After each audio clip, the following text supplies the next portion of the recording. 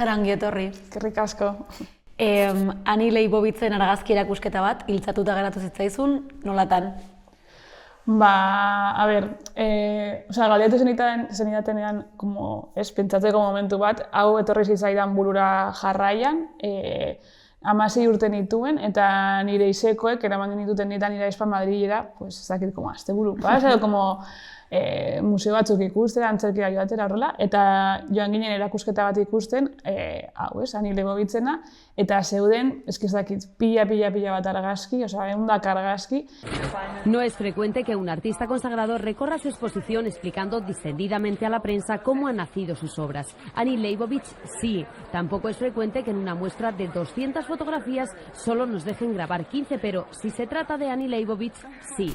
Eta izan zen niretzat, lehenengo momentuan hon ikusten dituen argazki oso intimoak, ere zeuden bere argazki profesionalak, baina zeuden pila bat argazki bere intimitaterenak, bere familiarenak, bere bikoterenak, ez?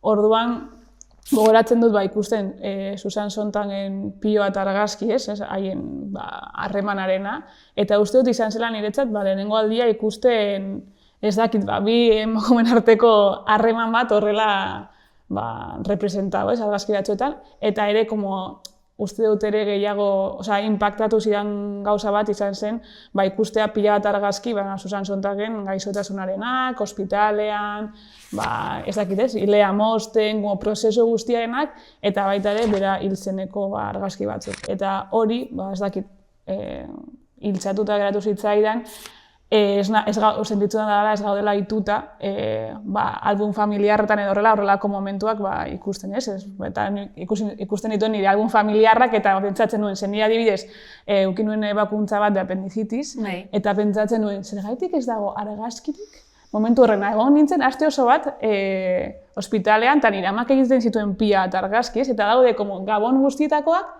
baina apendicitis zero, ez? Eta orduan, pentsatzen nuen, momentu horiek ez ditugu retratatzen, eta pentsatzen nuen, zergaitik. Eta orduan, hori gustatu zitzaidan, eta ez dakit, eratu zitzaidan hor una parte del cerebro, eta bai. Gainera, erakusketak efimeroak edo dira, baina zu gainera jaso zenun emendakagun liburu handi hau, opari moduan. Ez dakit, opari zitutenean asko begiratu duzu, edo nola da zure harremana objektu honekin? Bai, erakusketa hau izan zen udan, eta gero Gabonetan nire izekok oparitu zidan liburua. Eta liburu hau oparitu zidaten Bilbon, gero eraman nuen Bartzelonara, que pesa un montón, eraman nuen Bartzelonara eta orain berriz buelta ona. Eta begiratu dut askotan, ez dakit, ez da beste pertsona baten algun familiar bar bezala, baina gero argazkiak ikusita gero irakurri nuen Susan Sontagen liburuak hasi nintzen irakurtzen, gero bere egunerokoak ez, eta orduan egon da hor zehozer, hor geratu dena, eta bai. Esaten nizun, agian oso lotura obioa da, baina egia da gaixotasunak ere badakala presentzia zure lehenengo film luzean. Jone batzuetanen, orain grabatzen hasi aurretik hitz egin dugun hortan aipatu diazu Susan Sontagen egunerokoak ere irakurtzen ibili zinela pelikularekin hasi zinen momentuan. Pixka bat, Ani Leibovitzen argazki hauen eta Susan Sontagen obraren lotura hori pelikularekin ikusten duzu, edo? Bai, egin dut orain lotura, uste dut, egin zenitanean galdera hau, pentsatu dut, hori geratu zen hor buruan, eta nolabait pelikulan badago presente, ez? Egunerokoena fijo, zen nien egunerokoiek irakurtzen 2018ko udan, edo, uda eta gero, eta orduan nire aitak galdetu zidan ea zergatik nengoen, eta gainera ez bakarrik irakurri zubra iatu 1000 postik hor neukan liburua. Eta orduan nire aitak galdetu zidan hori ia zergatik interesatzen zitzaidan egunerokoiek irakurtzea, eta esan nion, porque sí, interesatzen zitzaidalako pertsona hori, eta orduan Gabon horietan nire aitak utzi zizkidan irakurtzen bere nerabezaroko eta gaztaroko egunerokoak. Eta orduan hori izan zen apur bat pelikularen hasia, eta hortik hasi nintzen nire aitaren egunerokoak Nuria eta Nuriarekin, beste bi gidoilarekin partekatzen, eta hortik hasi ginen idazten, ez? Eta gaixotasunarena ni uste dut badaukala harremanen bat, azkenan niretzat pelikulan garrantzitsua zen bai gaixotasuna, bai zein heriotza presente egotea moduren baten, bai aitaren pertsonaiarekin, zein amaren pertsonaiarekin dagoela hor como fantasma moduko bat bezala, ez? A veces sí, otras veces no. Os voy a volver a citar dentro de 4 meses, si en la medida de lo posible tú como cuidadora principal puedes venir con tu aita. Eta niretzat garrantzitsua da heriotzaren inguruan hitz egin ahal izatea, batzuetan sentitzen dut gai hori ez denean hitz egiten eta egiten denean como barrera ez, horrek gero ekarri aldu ez dakit dolu oso zail bat, eta sentitzen dut garrantzitsua dela hori presentea egotea bizitzan, ze azkenean heriotza ez dago bizitza gabe, eta bizitzaren parte da, ez? Orduan, liburu honetan heriotza eta argazki hauetan heriotza presente dago, ez? Eta orduan iruditu zitzaidan como maitasun keinu oso polit eta handi bat, ez? Hori ere izatea, argazki horiek ere izatea familia album honen parte, ez? Argazki horietan nahiz eta izan agian momentu oso intimo edo zail bat, uste dut maitasun keinu bat dagoela ere argazki horiekin, eta seguramente pelikulan ere dago horrelako desira bat, ez? Beste toki batetik oso ezberdina, baina moduren baten bai egin alda paralelismo hori. Orman ikusi arte, ezin dut jakin. Erabakia. Kedara guzia hemen 3 ordu, Aita, bagoaz ez. Bain larri bazauz, Juan? Ez, gabiz itxaroten. Juan. Ez, gauzela itxaroten. Jone, Marta, Juan. Ez? Juan. Ez? Espabileko naz nire kabuz bultetako. Pues vale. Itxego. Biok? Bai.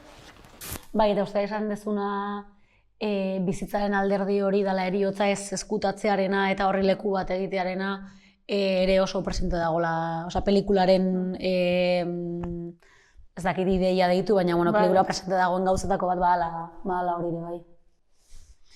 Hala ere, pelikulari buruz gehiago izagin aurretik nahi nuen, pixka galdetu zure ibilbideari buruz, gainera, esan dezun bezala, Bartzelonan bizitzan zera denbora bat, han ikasi zenun eskak eskolan, egin zenun horko karrera ez, eta gero zuzendaritza zinematografikoan espezializatu.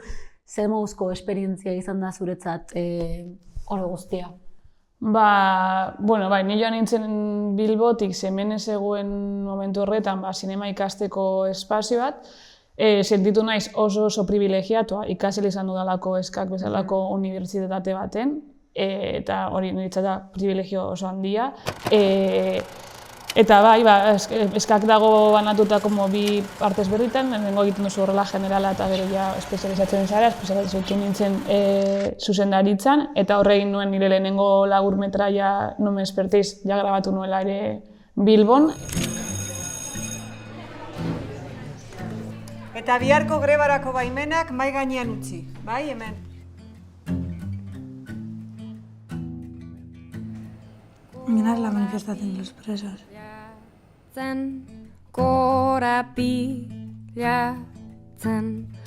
Eta pelikula kolektibo bat nire kurtsoko beste lagunekin. Eta hori izan zen, nire lehenengo pausa zuzendari moduan. Eta hortik aurrera parte hartu dut beste proiektu batzuetan, bai zuzendari moduan, zein beste, script moduan, castingean, zuzentzea gustatzen zait, baina ere asko gustatzen zait nire beste kide eta lagunen proiektuetan parte hartu ahal izatea, eta orduan bilatzen dut beste modu batzuk haien proiektuetan hori presente egoteko. Eta ez dakit, sentitzen dut asko, bai eskaken ikasita eta proiektu guzti hauek egin eta gero, asko ikasi dudan gauza bat, edo ez dakit orain, como esentziala sentitzen dudan gauza bat dela, kolektibotasuna. Sentitzen dut kolektiboan proiektuak egiten ikasi dugula. Lehenengo pelikula horretatik, La filla de gu ginela 11 zuzendari, 11 arte zuzendari, ginen pilo bat jende, eta, klaro, Margarituen kasi asamblea batzuk bezala, como dena mankomunean jartzeko, erabakiak hartzeko, eta sentitzen dut hori asko geratu dela gure sinema egiteko moduan, bai nirean, zein nire beste kideen lanetan, eta orduan sentitzen dut hori mantendu nahi dudala hemendik etorkizunera ere albada. Per què no estàs amb la mama, més, estar fent aquí? Per què no? Perquè l'he de trobar, perquè tinc un merder bufet increïble. O sigui que és pel bufet? No, no havia passat mai. O sigui que l'estàs defensant.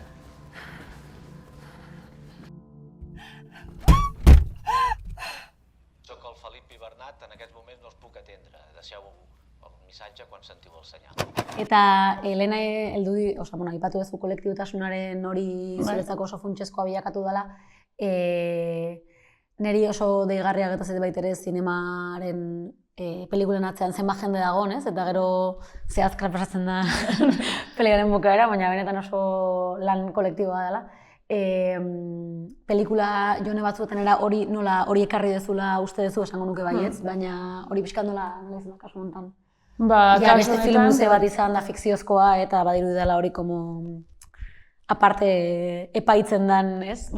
Zera bat. Evidentemente, zineman daude rol eta jerarkia batzuk, eta zentzu baten ondo daude bakarrik lan apur bat ordenatzeko, baina sentitzen dut jerarkia horiek ez direla izan behar superitziak eta, orduan, gure kasuan ginen oso talde txiki bat, eta horrek errazten du, azkenean ginen 13-14 pertsona, aktoreak aparte, hau rodajean,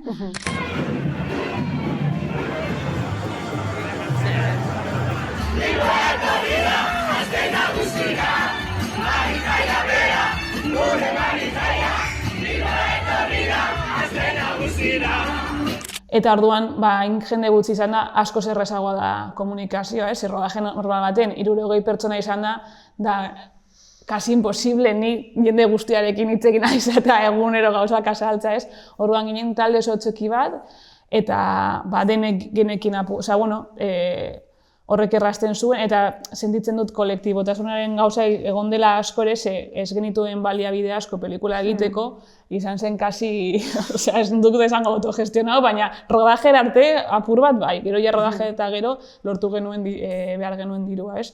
Eta orduan, implikatu da pilo bat nire auzoa, nire laguna, nire familia, Bilboko konpartzak, ez? Orduan, Bilboko konpartze daukaten funtzionatzeko modua apur bat trasladatu da pelikulara, ez? Orduan, bai, ez da... Asambleak egiten duzu, kasu hontan beste zean bezala. Bueno, ez genitu egiten asambleak, baina, bai, ez dakit. Denak opinatu ahal genuen, evidentemente nintzen zuzendaria eta nintzen seguramente bakarra neukana pelikula guztia buruan eta gertatzen ari zen guztia buruan, ez? Baina, bai izan zen lan egiteko beste modu bat. Hainbeste jerarkia gabe, horizontaltasun gehiagorekin, ere hori, ginen ez gitzi, ez genituen balabide asko, ere adibidez denborekin, ez dakit, datekin, zegoen flexibilitate gehiago, ez dakit. Izan zen beste modu bat egiteko, baina, ez genitulako baliabideak, baina aldi berean ere erabaki bat izan zelako, horrela egitea pelikula eta aktorekin ere, Eta pozik zauden modu horrekin, gustatu zaizu? Bai, ni aldatuko nuken bakarra izango zen, jendeak kobratu izatea rodajean, eta ez gero, eta eukitzea soldata normal bat. Baina, ekipoaren soldatatik aparte, ez nuke aldatuko ez. Osea, uste dut pelikula egin bar zela horrela, eta bestela ezela izango egin dugun pelikula. Osea, ni sentitzen dut dagoela, ez dakit, energia bat hor, historias aparte, baina dago zer ezin dela azaldu, intangible bat, eta hori da horrela egin dugulako pelikula, da geneukalako askatasun pilo bat.